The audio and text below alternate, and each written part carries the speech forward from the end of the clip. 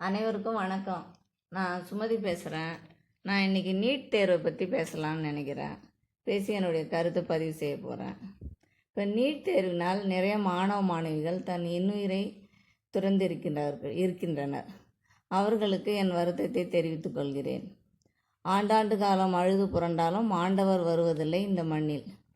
எனவே இறப்பு என்பது அவ்வளவு துயரமானது. ஒவ்வொரு உயிரும் விலை மதிப்பு இல்லாதது.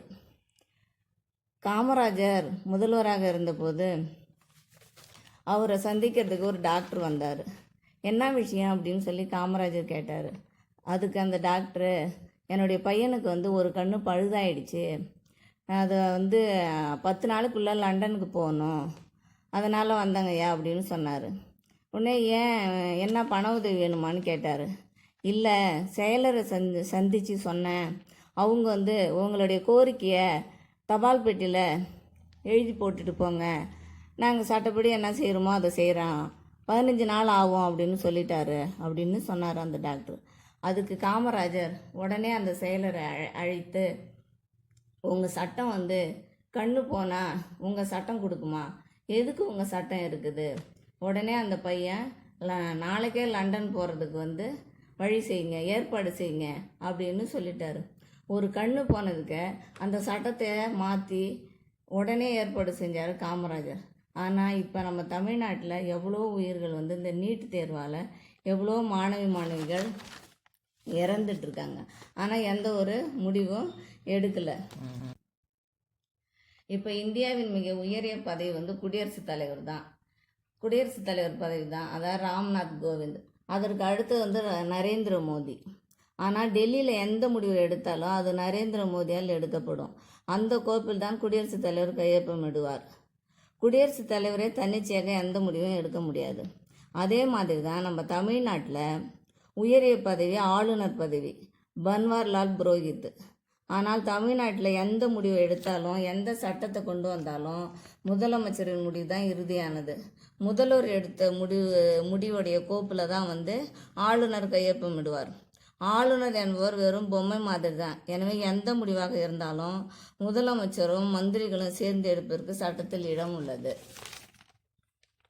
எனவே நீட் தேர்வு தமிழ்நாட்டிற்கு தேவையில்லை என்று முதல்வரே புதிய சட்டத்தை இயற்றலாம்.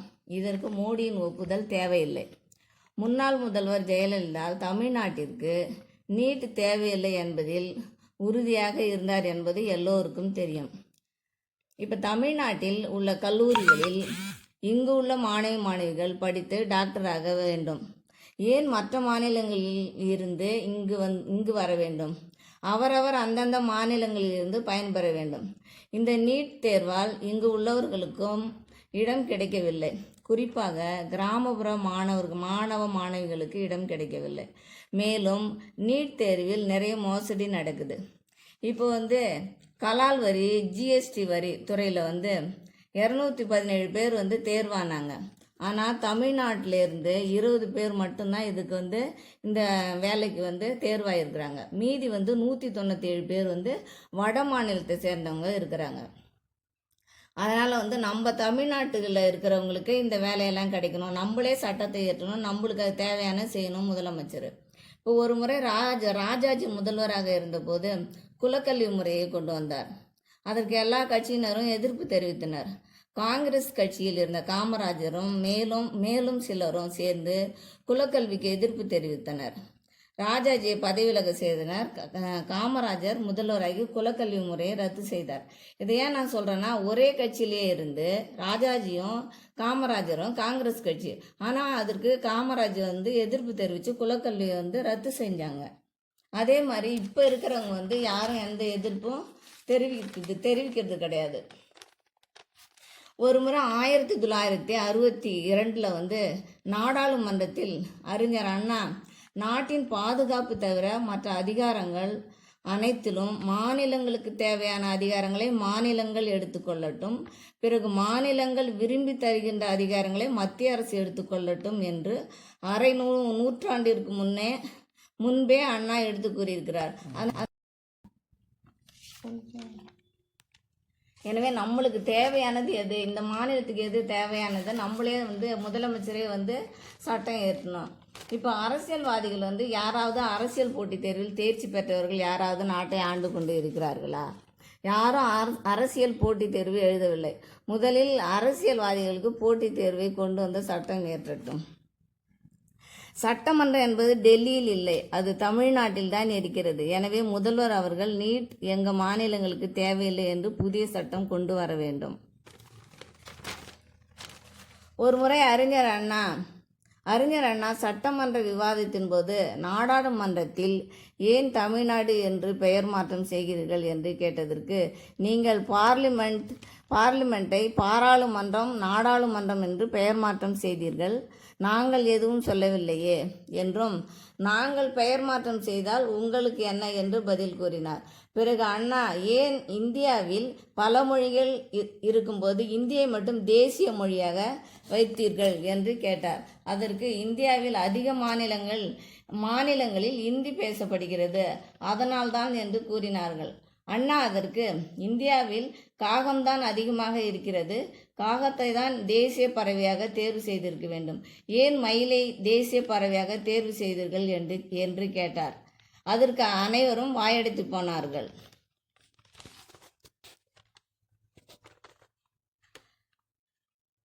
இப்போ இந்தியாவில் 28 மாநிலங்கள் இருக்குது. அது எந்த மாநிலத்துக்கும் நாடு அப்படின்னு சொல்லிட்டு வராது. இப்போ நம்ம தமிழ் மாநிலம்தான் தமிழ்நாடு அப்படின்ற சிறப்பு இருக்குது. அதனால்தான் 1957 தந்தை பெரியார் இந்தியாவிலிருந்து தமிழ்நாட்டை தனியாக பிரிக்க வேண்டும் என்று போராட்டம் செய்தார். பாகிஸ்தான் கிடைப்பதற்கு முதலில் எவ்வளவு கஷ்டப்பட்டார்கள், பிறகு அவர்களுக்கு பாகிஸ்தான் பிரித்து கொடுக்கப்பட்டது. அதே போல நாமும் போராடி தமிழ்நாட்டை தனியாக பிரித்து ஆள வேண்டும் என்றும், நாம் ஏன் வடநாட்டானுக்கு அடிமைப்பட்டு இருக்க வேண்டும் என்றும் 1957 சொற்பொழிவு ஆற்றினார் பெரியார். உலக நாடுகளை ஒப்பிடுகையில் தமிழ்நாடு பெரியது. 74 நாடுகளுக்கு மேல் பரப்பிலும் சரி ஜனத்தொகையிலும் சரி மேலானவர்களாக நாம் இருக்கிறோம். மற்றவர்கள் பிழைக்கும் போது நாம் பிழைக்க முடியாதா என்று கூறி தனி நாடு வேண்டும் என்று கூறினார் தந்தை பெரியார். தமிழ்நாட்டின் மூலம் தொழில் வரும் வருமானங்களை எல்லாம் மத்திய அரசாங்கம் எடுத்துக்கொண்டு நமக்கு பிச்சை போடுவது போல் கொடுக்கிறார்கள். நாம் தனி நாடாக பெற்றால் நாமே எல்லாவற்றையும் ஆண்டு கொள்ளலாம். நாம் ஏன் அவர்களுக்கு கட்டுப்பட்டு நடக்க வேண்டும் என்று பெரியார் கூறியிருக்கிறார். எனவே தமிழ்நாட்டிற்கு நீட்டு தேவையில்லை என்று முதல்வர் மற்றும் அமைச்சர்களும் புதிய சட்டத்தை இயற்ற வேண்டும். மத்திய அரசு இதற்கு ஒத்துவரவில்லை என்றால் எம்பி பதவியை ரத்து செய்ய வேண்டும்.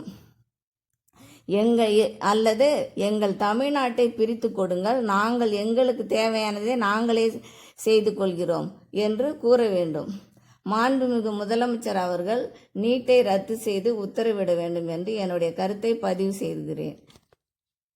இது உங்களுக்கு பிடிச்சிருந்தாக்க லைக் பண்ணுங்க, ஷேர் பண்ணுங்க. நன்றி, வணக்கம்.